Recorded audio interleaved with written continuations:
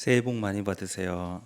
네, 새해 복 많이 새해에는 우리 하나님의 풍족한 은혜가 우리 새민족교회 교우님들의 삶 가운데 충만하기를 빕니다.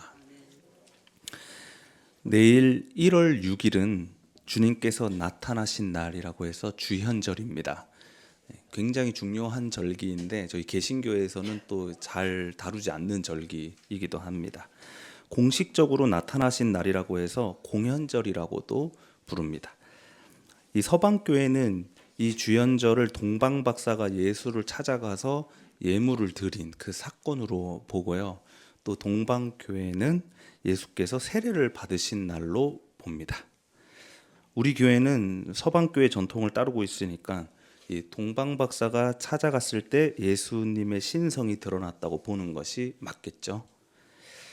사실 둘 중에 무엇이 옳으냐고 물으면 저는 잘 모르겠습니다. 여러분 아시겠어요?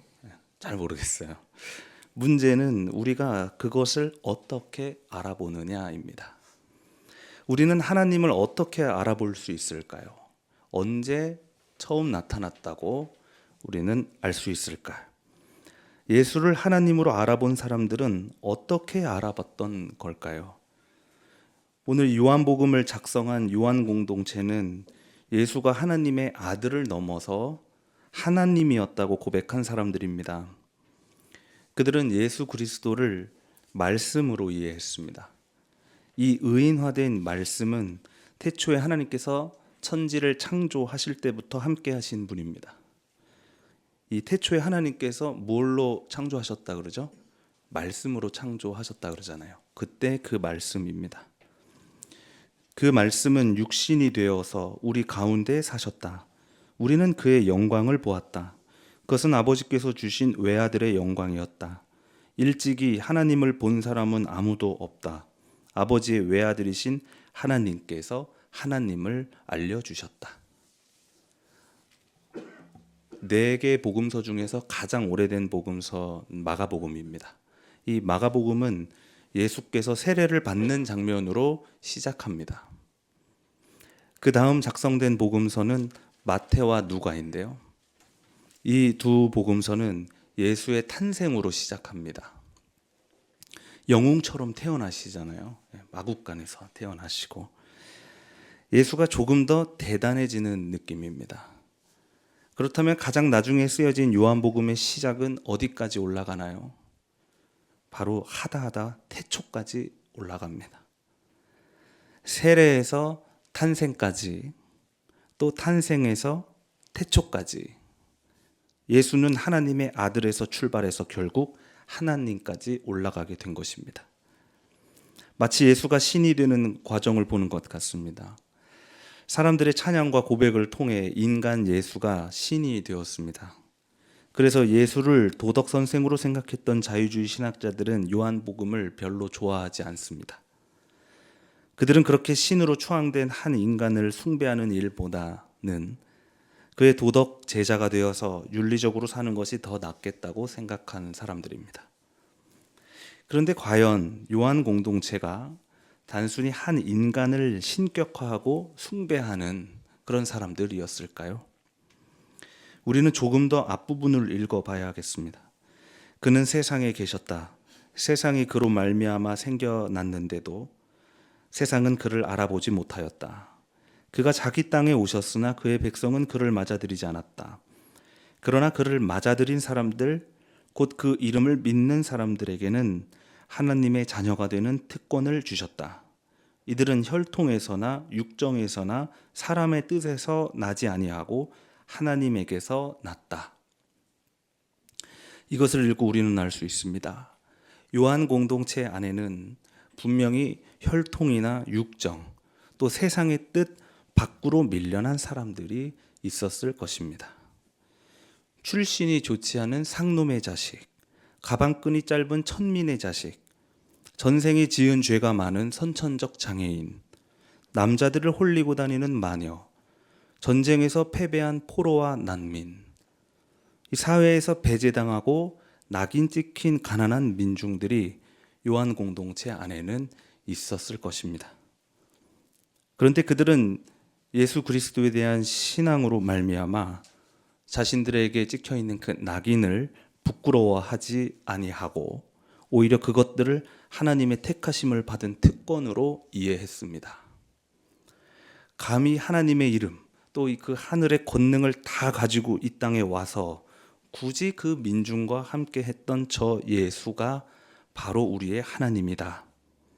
세상은 그를 알아보지 못하고 십자가에 매달아서 죽였지만 우리가 그를 알아보았다.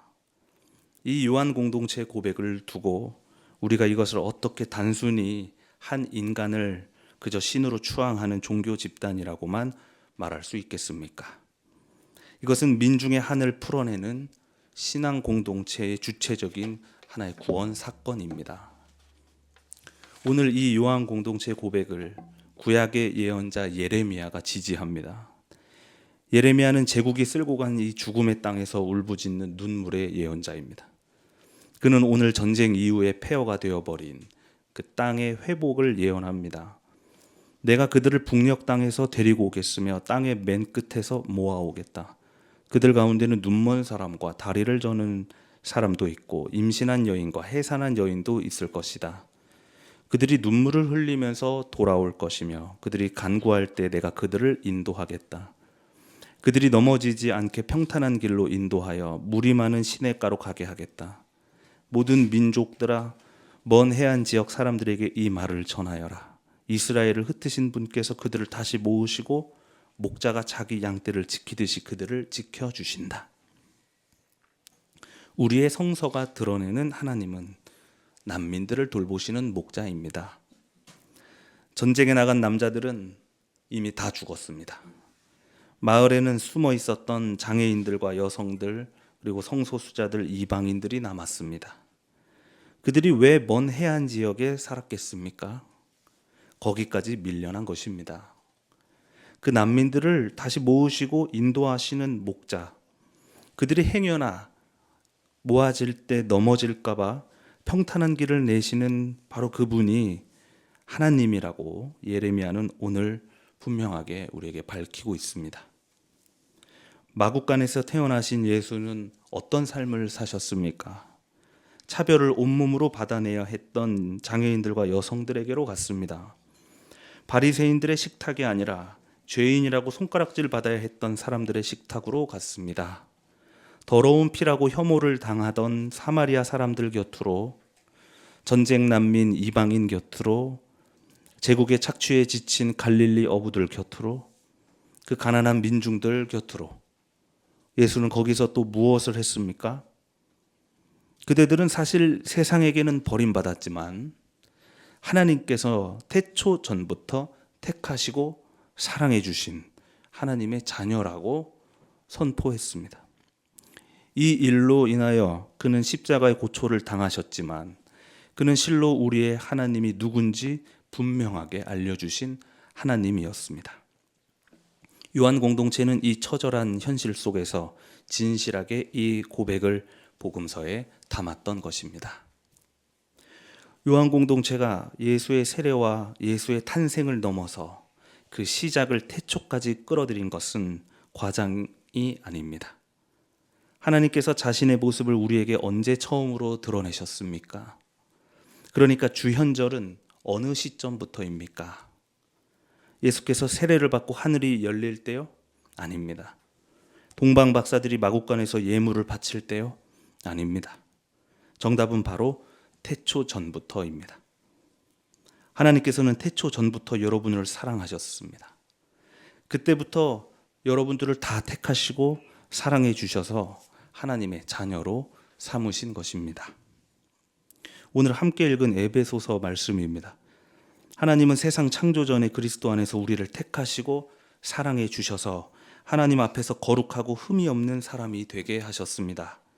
하나님은 하나님의 기뻐하시는 뜻을 따라 예수 그리스도를 통하여 우리를 하나님의 자녀로 삼으시기로 예정하신 것입니다. 우리는 이제 하나님을 어떻게 알아볼 수 있습니까? 눈에 보이지 않는 하나님을 여기 있다고 어떻게 말할 수 있습니까? 간단합니다. 그곳에 누가 함께 하고 있는지, 어떤 사람들이 그 공동체를 이루고 있는지 이것을 보면 됩니다. 여러분 아실 수도 있고 모르실 수도 있겠지만 사실 우리 교회는 정상 이데올로기 사회에서 밀려난 사람들로 가득합니다. 몸과 마음의 상처가 많고 날카롭기도 합니다. 그래서 도저히 아무도 믿지 못하게 된 사람들도 많이 있습니다. 그들이 믿음이라는 것을 가져보려고 새민족교회로 모여들었습니다. 저는 이것에 대하여 주님께 감사를 드립니다.